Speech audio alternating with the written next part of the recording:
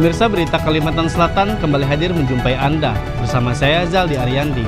Sejumlah berita aktual dan beberapa informasi menarik lainnya telah kami siapkan. Berikut berita utama hari ini.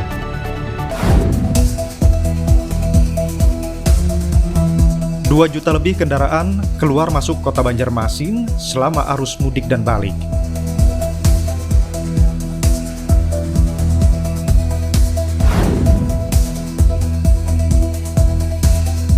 Rumah pompa yang menelan anggaran sebesar 5 miliar rupiah ini belum berfungsi lantaran hingga saat ini pasokan listrik dari PLN belum terpasang.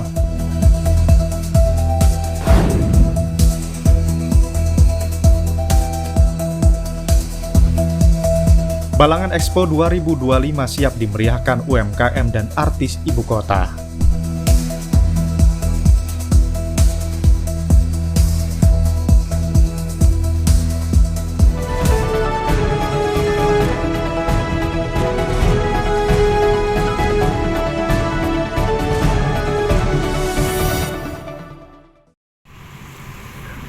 Hingga H+6 Lebaran 2025 setidaknya 2.788.942 kendaraan keluar masuk ke kota Banjarmasin. Data itu berdasarkan perhitungan dari tanggal 25 Maret hingga 7 April menurut perhitungan video counting di Jembatan Sungai Alalak dan Ahmad Yani kilometer 6. Rinciannya total kendaraan yang masuk adalah 1.483.157 buah, dan kendaraan yang keluar adalah 1.343.104 buah. Arus lalu lintas masuk atau arus mudik terjadi pada 30 Maret lalu dengan kenaikan 24% atau 138.041 kendaraan yang masuk. Sedangkan puncak arus lalu lintas keluar atau arus balik mudik terjadi pada 4 April dengan jumlah 110.748 kendaraan. Kepala Bidang Lalu Lintas di Dinas Perhubungan Kota Banjarmasin, Febri Gara Utama mengungkapkan arus lalu lintas di Kota Banjarmasin masih cukup fluktuatif, khususnya pada kawasan seperti di Simpang 4, Kuripan, dan kawasan Pasar Sudi Mampir. Beberapa kawasan itu pun merupakan titik dengan arus kendaraan paling padat di Banjarmasin saat ini. Jadi terkait kondisi lalu lintas H-5 dan H+5 untuk data saat ini untuk arus keluar masuk di titik jembatan Alalak dan kilometer 6, jadi terjadi fluktuasi arus lalu lintas yang mendekati Lebaran itu arus keluar meningkat.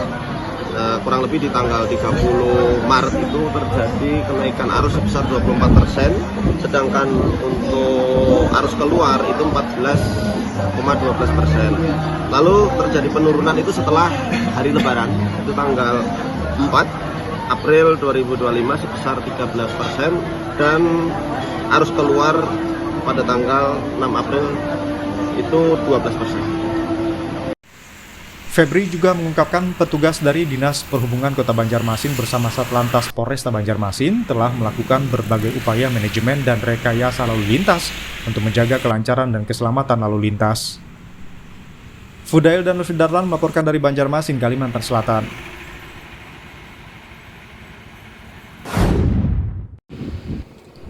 Rumah pompa Sungai Belasung yang digadang-gadang sebagai solusi utama banjirop di jantung kota Banjarmasin ternyata masih belum bisa difungsikan, meski secara fisik sudah rampung dibangun.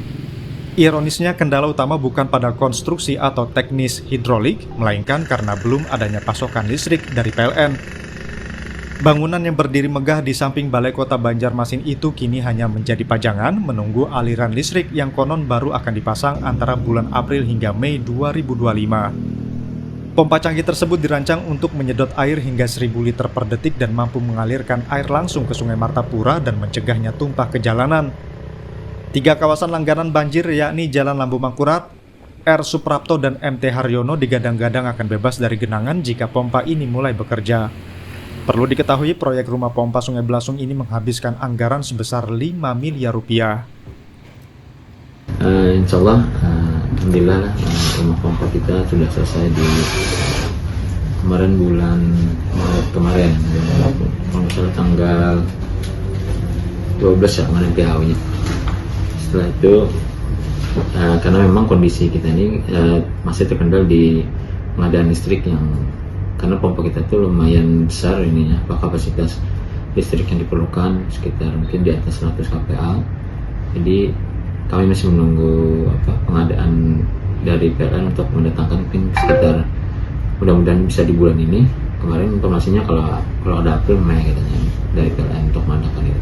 Tapi kemarin setelah diuji coba di bulan kemarin, alhamdulillah sudah beroperasi, bisa kita operasikan gitu.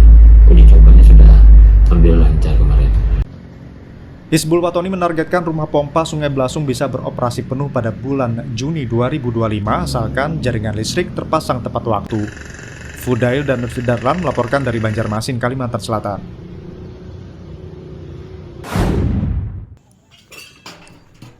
Bupati Balangan Abdul Hadi melakukan peninjauan langsung ke lokasi Balangan Expo tahun 2025 di Komplek Tugu Maritim Kecamatan Paringin Selatan, Kabupaten Balangan Selasa kemarin. Kegiatan Balangan Expo tahun ini akan berlangsung selama 6 hari dari 9 hingga 14 April 2025 dan diisi dengan berbagai stand dari UMKM, instansi pemerintah maupun SKPD di lingkup pemerintah Kabupaten Balangan. Abdul Hadi meninjau langsung proses penataan dan pembangunan stand yang masih berlangsung serta melihat langsung antusiasme peserta dalam mempersiapkan stand mereka. Abdul Hadi mengatakan persiapan secara umum sudah memadai dan siap untuk pembukaan yang direncanakan pada Rabu malam. Menurutnya lokasi Balangan Expo tahun ini telah mengalami peningkatan dari tahun sebelumnya dan akan terus dikembangkan hingga menjadi ruang pameran yang layak dan nyaman. Ia menyebut pada tahun ini telah dilakukan peningkatan infrastruktur termasuk perbaikan jalan agar tidak becek saat hujan sebagai upaya meningkatkan kenyamanan pengunjung. Bupati juga menyampaikan harapan agar pelaksanaan Balangan Expo 2025 dapat memberikan dampak positif bagi pertumbuhan ekonomi UMKM di Kabupaten Balangan. Untuk yang paling istimewa ya kesiapan sarana dan prasarana kita. Kalau tahun kemarin ada keluhan becek kalau hujan gitu kan. Kalau tahun ini sudah terlihat sudah bagus gitu kan. Dan ulun yakin dengan pengerjaan tahun ini, tahun depan akan lebih bagus lagi gitu kan. Akan lebih bagus lagi. Harapannya Pak untuk Expo Balangan? Harapannya ya Expo Balangan ini akan menambah geliat pertumbuhan ekonomi UMKM kita di Kabupaten Balangan.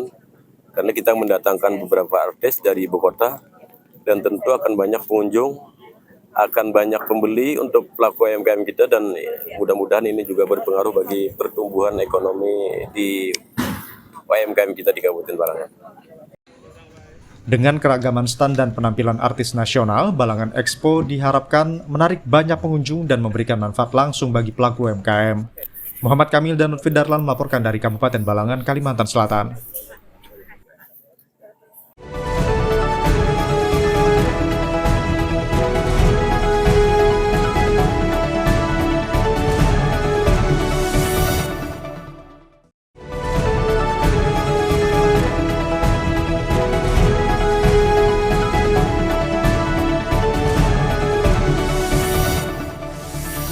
Pemirsa, terima kasih masih bersama kami. Bagi Anda yang baru bergabung, berikut berita utama hari ini.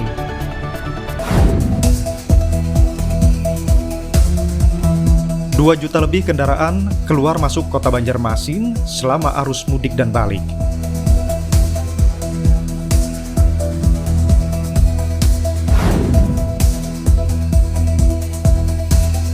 Rumah pompa yang menelan anggaran sebesar 5 miliar rupiah ini belum berfungsi lantaran hingga saat ini pasokan listrik dari PLN belum terpasang.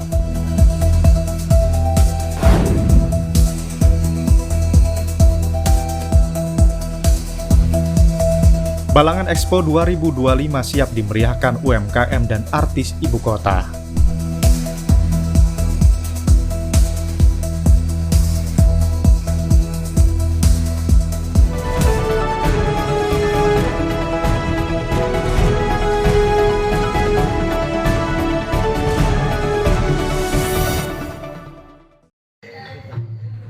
Rapat paripurna ini menjadi bagian dari rangkaian istimewa peringatan Hari Jadi Kabupaten Balangan yang diperingati setiap tahun. Kegiatan dihadiri oleh Bupati Balangan Abdul Hadi bersama Wakil Bupati Ahmad Fauzi serta seluruh pimpinan SKPD, instansi, panitia penuntut Kabupaten Balangan atau PPKB dan perwakilan organisasi masyarakat. Dalam sambutannya, Bupati Abdul Hadi menyampaikan bahwa puncak peringatan Hari Jadi ke-22 akan digelar pada 12 April 2025 dan akan dihadiri oleh Gubernur Kalimantan Selatan. Bupati juga menyebut akan ada hiburan rakyat dan ekspo UMKM untuk mendorong pertumbuhan ekonomi lokal. Ia mengapresiasi semua pihak yang telah berkontribusi, termasuk para tokoh, pejuang pemekaran, mitra kerja, dan masyarakat yang selalu mendukung program pemerintah. Dalam kesempatan itu pula, Abdul Hadi menegaskan visi misi pemerintah saat ini diarahkan untuk menjawab harapan para pendiri Balangan, seperti dengan program home care di bidang kesehatan serta peningkatan infrastruktur di pedesaan dan penataan kota.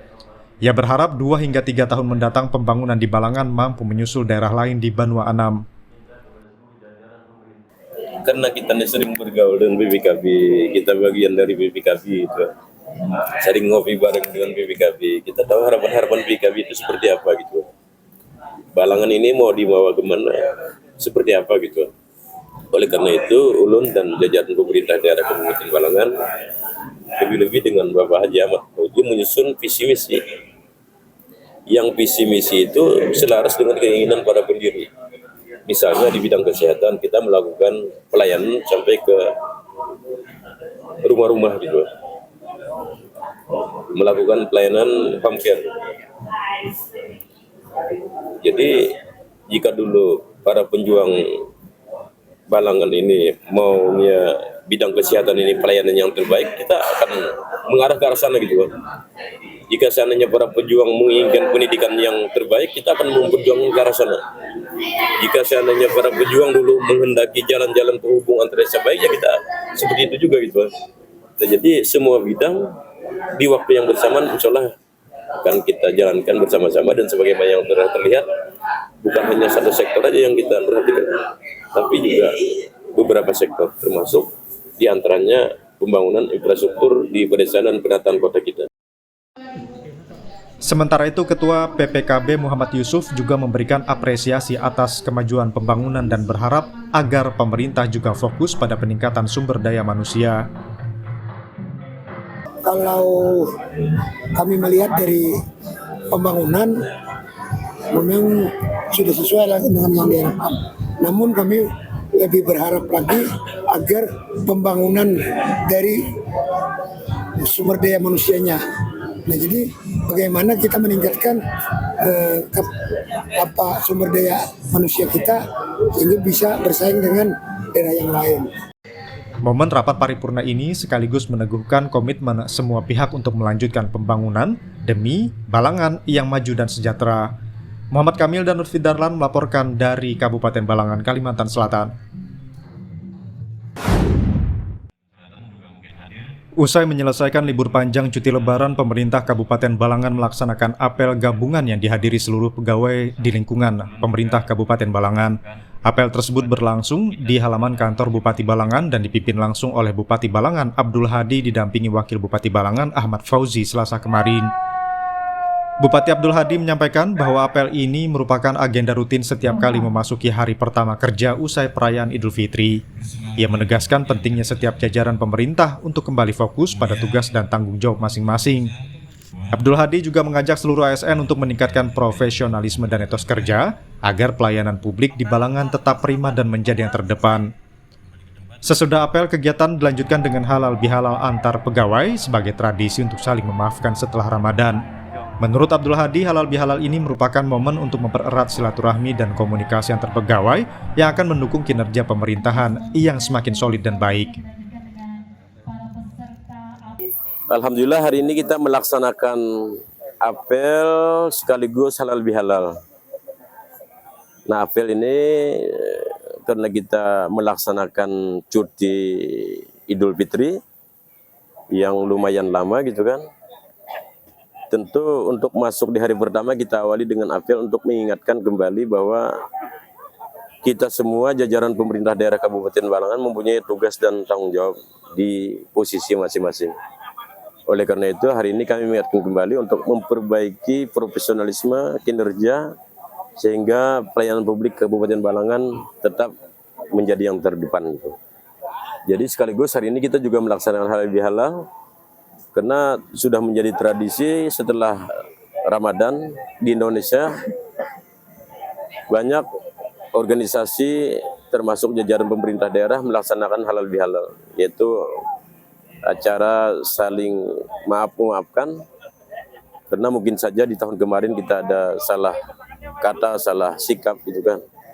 Dan dengan hal-hal ini mudah-mudahan silaturahmi dan komunikasi harmoni semakin baik lagi ke depan untuk menunjang kinerja pemerintah daerah ke depan.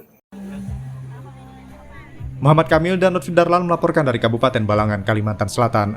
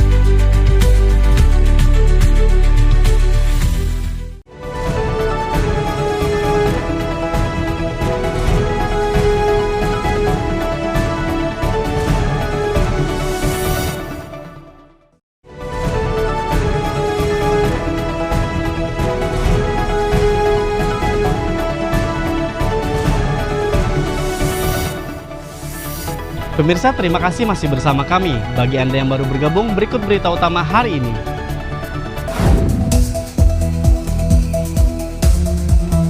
Dua juta lebih kendaraan keluar masuk kota Banjarmasin selama arus mudik dan balik.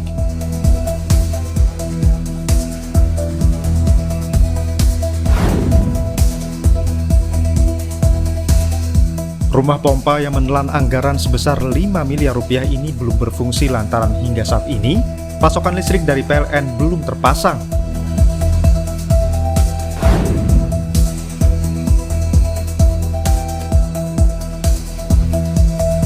Balangan Expo 2025 siap dimeriahkan UMKM dan artis ibu kota.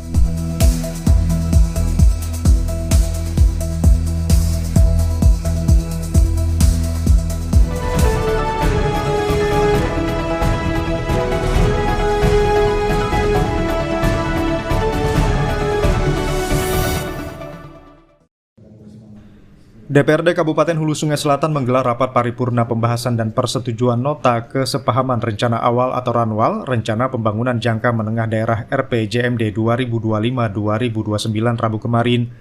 Dalam rapat paripurna pembahasan tersebut disepakati dokumen RANWAL RPJMD yang ditangani oleh Ketua DPRD Kabupaten Hulu Sungai Selatan Ahmad Fahmi, Wakil Ketua DPRD Kabupaten Hulu Sungai Selatan Husni dan Sekretaris Daerah Muhammad Nur. Dokumen RANWAL RPJMD tersebut berisi visi dan misi Bupati dan Wakil Bupati terpilih yang akan dilaksanakan selama 5 tahun ke depan termasuk merealisasikan janji-janji politik saat pemilihan kepala daerah 2024 lalu. Sekretaris Daerah Kabupaten Hulu Sungai Selatan Muhammad Nur mengatakan dokumen RPJMD ini sangat penting bagi Bupati dan Wakil Bupati terpilih yang memuat janji-janji politik yang akan dilaksanakan 5 tahun ke depan. Muhammad Nur bersyukur dokumen rencana awal RPJMD telah disepakati oleh DPRD Kabupaten Hulu Sungai Selatan.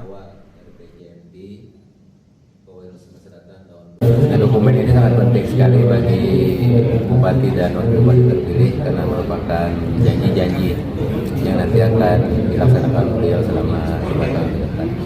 Kita bersyukur hari ini langkah awal, rencana awal RPJMD sudah disepakati untuk dibahas selanjutnya dengan pihak provinsi. Kemudian nanti akan diajukan menjadi perda di Kabupaten Sungai Selatan. Ini akan terus dibahas nanti pada saat pembahasan sidang-sidang perda selanjutnya. Kami menyampaikan terima kasih kepada jajaran DPRD dan juga pihak OPD Bapelitbangda khususnya yang telah bisa menyelesaikan dokumen ini dengan tepat waktu.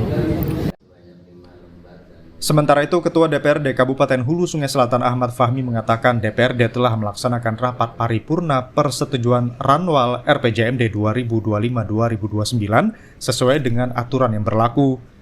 Sesuai dengan Permendagri tahun 2025, setiap kepala daerah terpilih harus minta persetujuan rekomendasi dari DPRD untuk Ranwal RPJMD.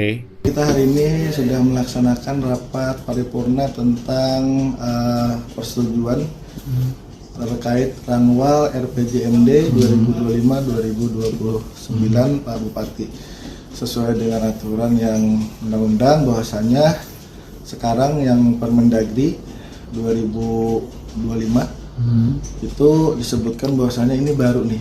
Jadi Bupati yang terpilih itu harus minta persetujuan dari DPRD untuk rancangan awal terhadap visi misi Bupati.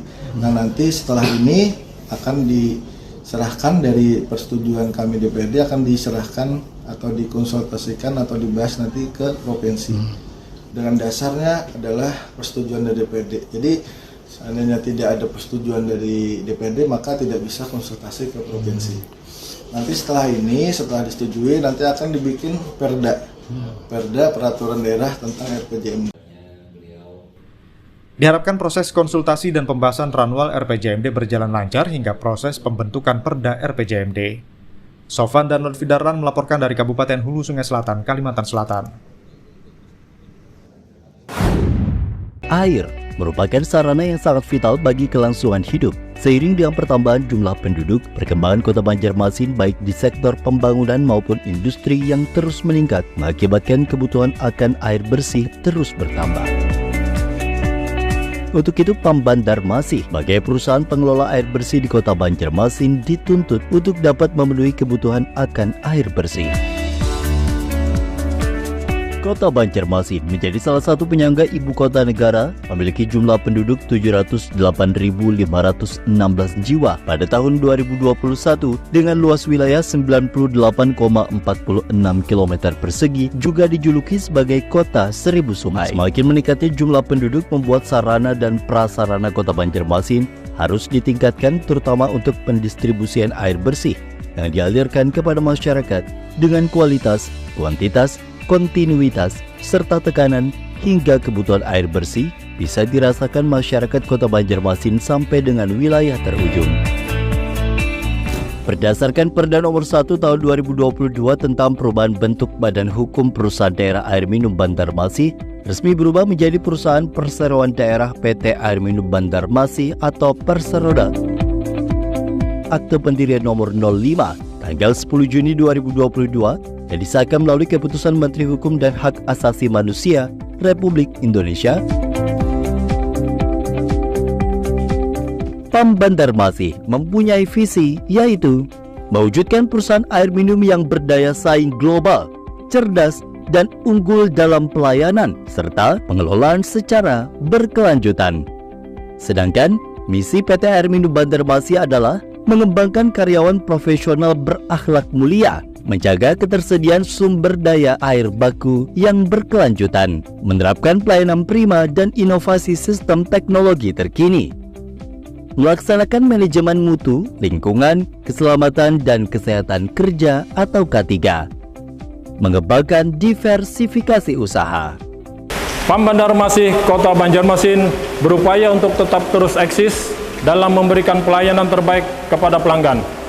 Sejalan dengan perkembangan kota Banjarmasin dan sekitarnya, disadari bahwa kapasitas sumber daya dan kemampuan sistem produksi yang tersedia masih terbatas dan perlu terus ditingkatkan.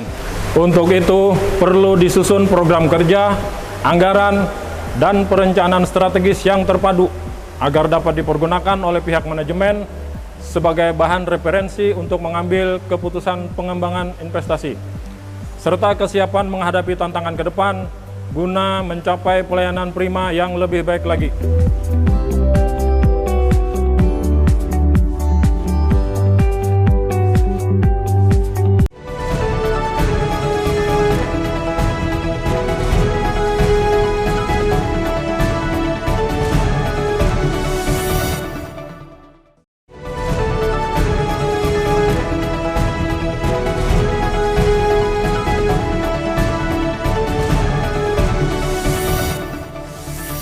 Pemirsa, terima kasih masih bersama kami. Bagi Anda yang baru bergabung, berikut berita utama hari ini.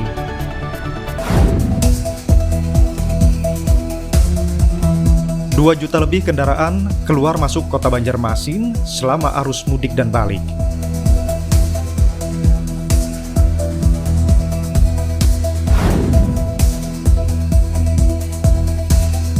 Rumah pompa yang menelan anggaran sebesar 5 miliar rupiah ini belum berfungsi lantaran hingga saat ini pasokan listrik dari PLN belum terpasang.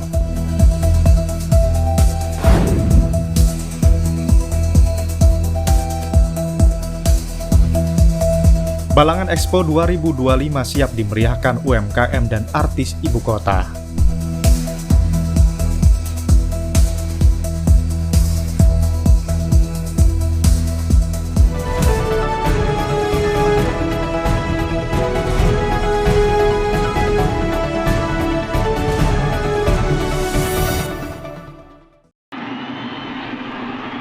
Timnas Indonesia U17 menang 4-1 atas Yaman U17 di Piala Asia U17 2025. Evandra Florasta CS pun mengunci tiket ke Piala Dunia U17. Duel ini digelar di Stadion Prince Abdullah Al Faisal Jeddah Senin kemarin. Garuda Muda memimpin 2-0 di babak pertama. Gol dicetak Muhammad Zahabi Goli dan Fadli Alberto. Yaman U17 memperkecil ketinggalan di babak kedua lewat gol penalti Muhammad Al-Garash.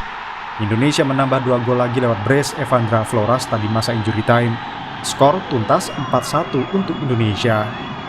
Kemenangan ini membawa Indonesia kukuh di puncak grup C dengan 6 poin. Pasukan Nova Arianto lolos ke perempat final dan mengamankan tiket ke Piala Dunia U17 2025. Tim Liputan Kalsel Pos TV.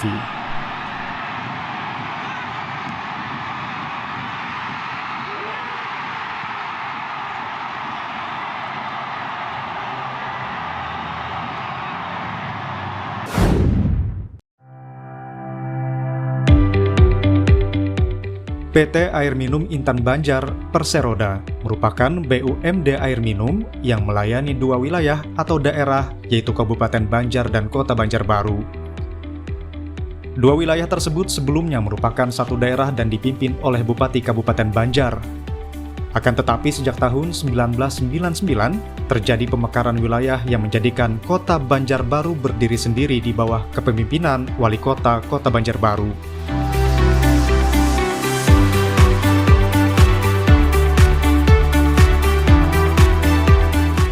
Kabupaten Banjar memiliki luas wilayah kurang lebih 4.688 km persegi, serta memiliki 19 kecamatan. Sedangkan Kota Banjarbaru memiliki luas wilayah kurang lebih 371 km persegi dan terdiri dari 5 kecamatan.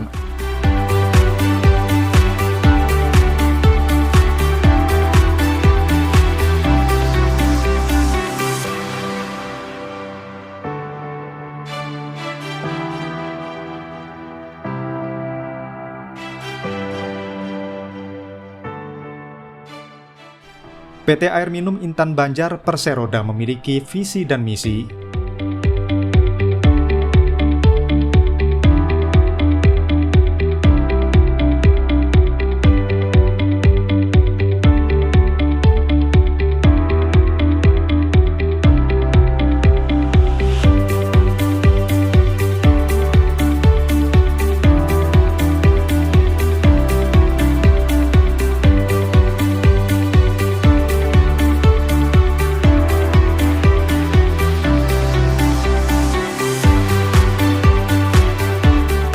Pemirsa, berita tadi sekaligus menutup perjumpaan kita hari ini. Saya Zaldi Ariandi beserta kru yang bertugas mengucapkan selamat beraktivitas, sampai jumpa.